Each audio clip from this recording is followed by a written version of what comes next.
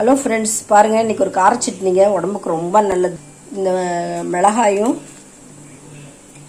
வெங்காயம் மட்டும்தான், ரெண்டே இன்க்ரீடியன்ஸ் தான், உப்பு, அவ்வளோதாங்க. தாளிப்பு கொடுக்கணும், அவ்வளோதான். நம்ம அரைச்சிட்டு பார்க்கலாமா? ஒரு 8 காஞ்ச மிளகா, ஒரு 4 வெங்காயம் எல்லாம் போட்டிருக்கோம். தேவையான அளவு உப்பு போட்டிருக்கோம். இதில் வெங்காயத்தை பச்சையாக அரைச்சிக்கலாம். வதக்கி அரைச்சா ஒரு டேஸ்ட்டு, பச்சையாக அரைச்சா ஒரு டேஸ்ட்டு. அரைச்சிட்டு பார்க்கலாங்க. அரைச்சாச்சு. நம்ம இப்போ தாளிப்பு கொடுத்துடலாம். அதுக்கு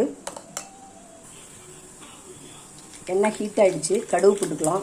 பெருங்காயம் முக்கியமாக பெருங்காயம் போடணும் டேஸ்ட்டு கொடுக்கறதுக்கு. அடுத்தது கருவேப்பிலை கிள்ளி போட்டுக்கலாம்.